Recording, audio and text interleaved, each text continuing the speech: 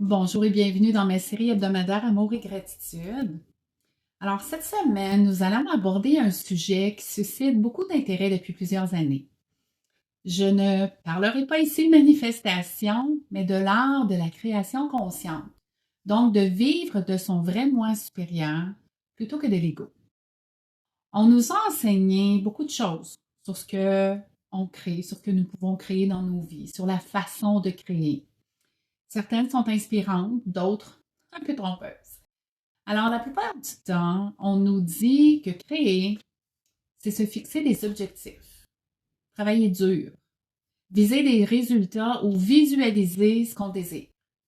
Mais la véritable création, la création consciente, c'est pas ça. Alors, lorsque nous créons du point de vue de l'ego, c'est-à-dire à partir de nos désirs extérieurs, des désirs qui plaisent à l'ego, en fait, nous sommes constamment en quête de résultats, en quête de succès, en quête de validation extérieure, en quête de moyens extérieurs pour tout faire. Et quoi que nous accomplissions, la poursuite ou recherche ne s'arrête jamais, parce que l'ego est jamais satisfait. Il y a donc un désir de toujours créer plus, de poursuivre toujours plus, de voir si c'est possible de créer encore plus, d'améliorer, mais pour satisfaire l'ego et le moi physique. Alors, lorsque nous créons à partir du moi supérieur, en fait, on ne poursuit plus rien. On permet. Nous permettons ce qui est pour notre plus grand bien d'arriver, d'exister.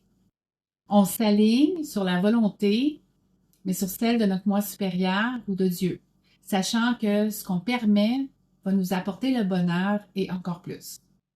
Alors, le moi supérieur sait que la véritable création ne naît pas du besoin, ni du désespoir, ni de la force. On a tous les mêmes besoins fondamentaux. Et la plupart du temps, on est soi-même un obstacle lorsqu'on essaie de guider ou de se laisser guider par notre ego.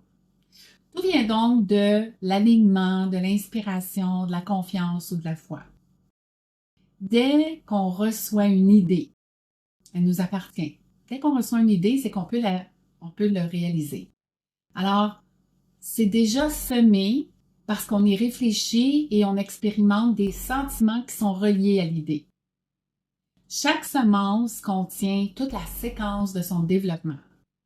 Une chose à la fois. On ne peut pas aller contre la séquence. Alors, l'idée, c'est l'image ou le résultat, donc parfois un aperçu de l'image aussi.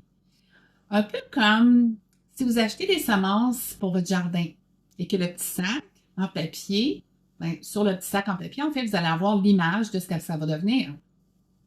Notre tâche, c'est d'en prendre soin, de protéger son environnement pour lui laisser la place, laisser l'espace nécessaire pour qu'elle se développe.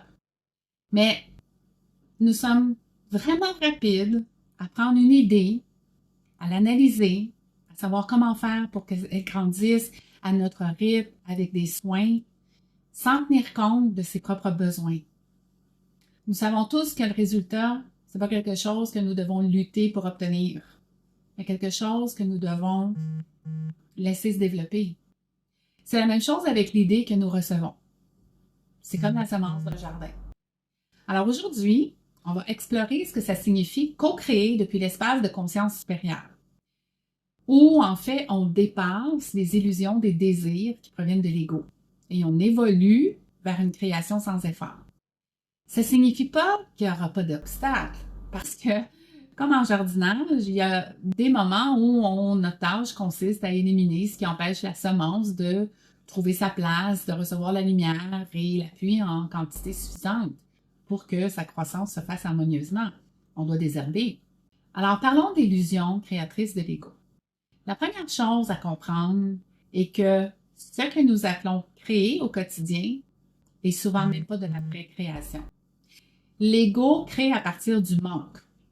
Il veut créer à partir de ce qui est déjà fini, c'est-à-dire ce qu'on voit ou ce qu'il voit, ce qu'il perçoit. Il observe ce qui manque, ce qui ne va pas dans ce qu'il perçoit et ce qu'il souhaite, ce qui est incomplet, et il veut le créer pour arranger ce qui ne va pas. Comme, j'ai besoin de plus d'argent parce que j'en ai pas assez. Je veux de l'amour parce que je me sens seule. Je veux réussir pour qu'enfin je me sente estimée. Alors, voyez-vous l'erreur dans cette façon de penser? Le fondement même de la création provient de l'ego et repose sur la manque, la peur, le doute. Alors, peu importe ce qui va être créé ou ce qui est fabriqué à partir de ce point de vue, cette énergie reste son égo-essence, la fausse semence. Donc, l'énergie du manque, de la peur ou du doute. Ça va continuer. Ça rendra le résultat insuffisant. Il faudra peut-être améliorer selon certaines façons de penser qui vont suivre. Alors, c'est pourquoi il y a beaucoup de personnes qui atteignent leur objectif, mais qui se sentent encore vides, sans vraiment apprécier leur propre évolution, ni leur propre épanouissement. Elles peuvent être reconnaissantes pour tout ce qu'elles ont, mais avec une légère impression de manque. C'est pourquoi certaines personnes manifestent de l'argent et se sentent encore pauvres. C'est pourquoi il y a des gens qui manifestent des relations parfaites et se sentent encore seuls. Parce que la création par l'ego ne satisfait jamais vraiment. Pour vraiment approfondir un peu plus, l'ego, en fait, ne fait que faire des choses, il ne crée rien. Il y a seulement le moi supérieur ou la conscience supérieure à travers notre moi supérieur qui peut créer. L'ego ne fait qu'expérimenter des résultats. Un cours en miracle nous rappelle que rien de réel ne peut être menacé. Rien d'irréel n'existe. C'est là que réside la paix de Dieu. Parce que la véritable création ne consiste pas à courir après des illusions, mais à s'aligner sur le réel et non sur l'ego-réalité. La réalité, c'est en nous-mêmes, dans le non-visible, dans l'invisible. Ce que on voit et qu'on expérimente, c'est l'ego-réalité. C'est pas la même chose. Mais l'ego nous fait croire que l'ego-réalité, c'est la réalité. Réfléchissons un instant. Pensez à une fois où vous avez recherché ou couru après quelque chose en pensant que ça vous comblerait pour finalement réaliser que ce n'était pas le cas. C'est ça que produit l'illusion de la création de l'ego. Créer à partir du moi supérieur, c'est un flux sans effort. Alors abordons la vérité de la conscience supérieure. Le moi supérieur ne crée pas par manque. Jamais. Il crée par la connaissance, la joie et l'inspiration. Au lieu de dire « j'ai besoin de ça pour me sentir complet », il va dire « je suis déjà entier, complet, et je me réjouis d'exprimer cette plénitude ». C'est une expression. Toute création est une expression. Il s'agit d'exprimer ce que vous êtes et qui vous êtes. Lorsqu'on crée à partir du moi supérieur, on ne voit plus le résultat comme la source de notre bonheur. On voit l'acte de création lui-même comme la joie. Vous savez, la joie, c'est pas une destination, mais c'est le chemin pour y arriver. C'est ça que ça signifie, cette citation qu'on se dit souvent ou qu'on entend souvent. Alors, oui, c'est certain qu'on peut et on va profiter de la destination. De la même façon qu'on va profiter de chaque résultat, qu'il s'agisse d'une fleur, d'une peinture ou d'un livre. Mais seulement les raisonnements de l'ego vont nous faire croire qu'il faut travailler dur, lutter pour atteindre un résultat. De sorte que le cheminement est même pas ce qu'on désire. Pour l'ego, c'est seulement le résultat. Donc, on ne va pas apprécier, on ne va pas prendre plaisir au chemin.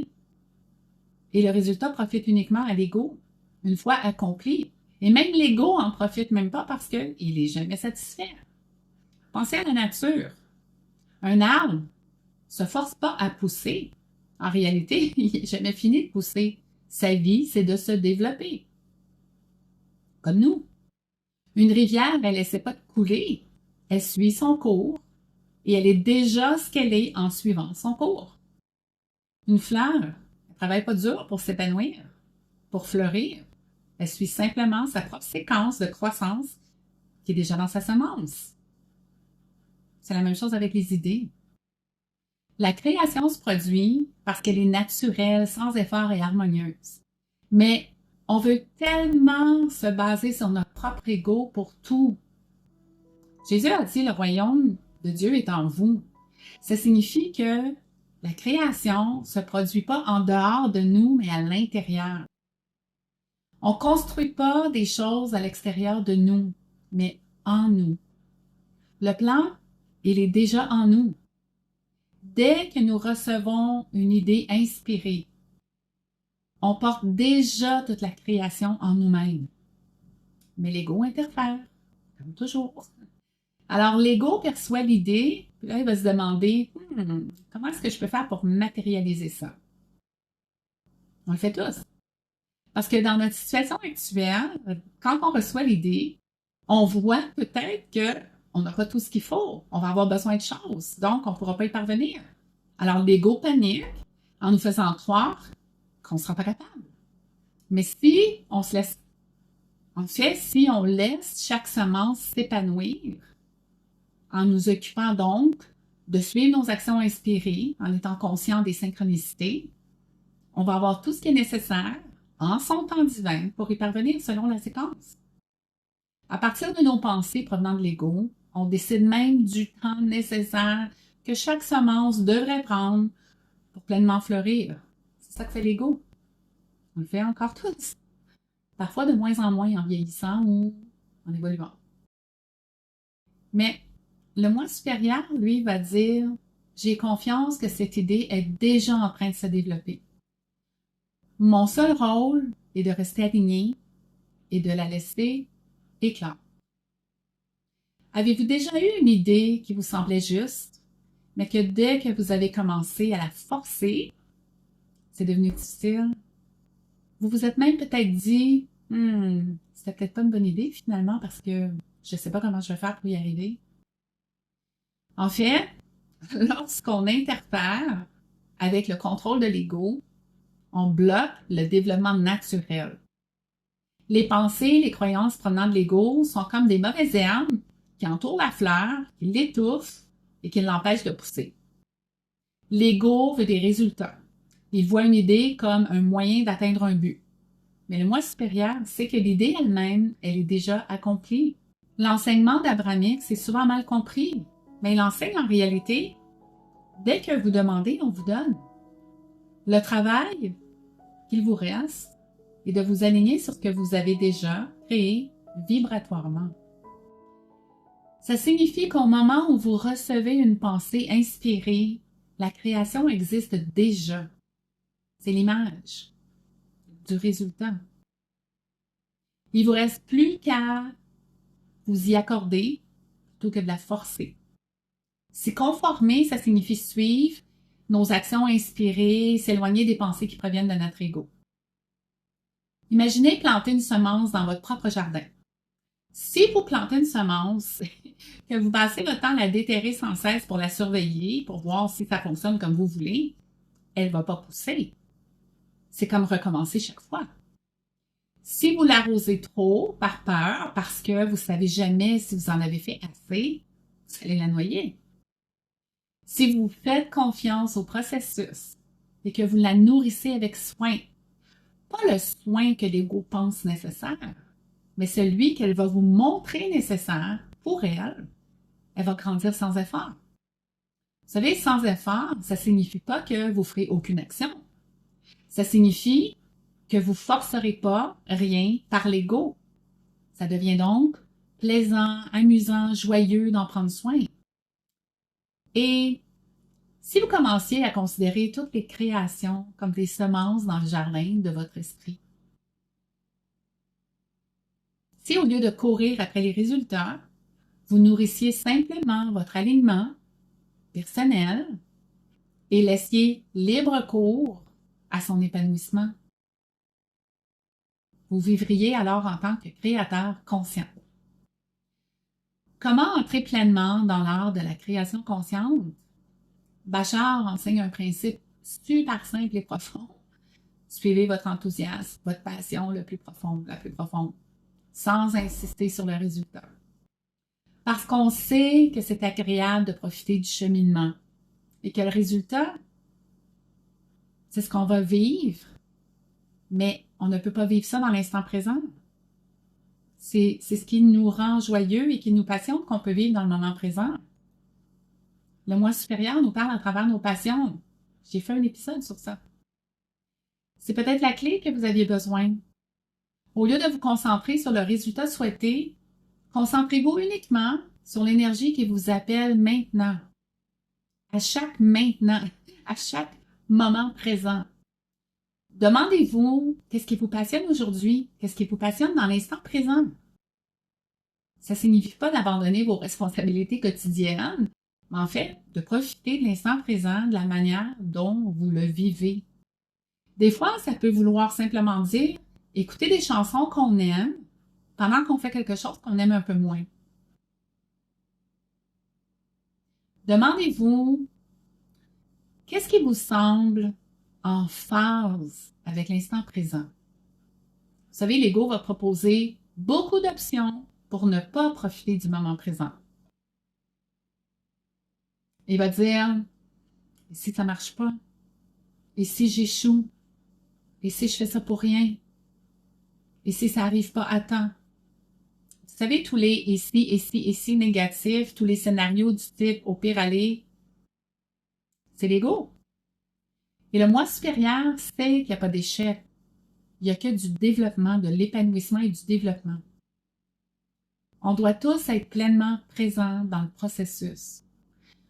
Je vous invite à abandonner l'illusion selon laquelle il faut que les choses se produisent. Make it happen.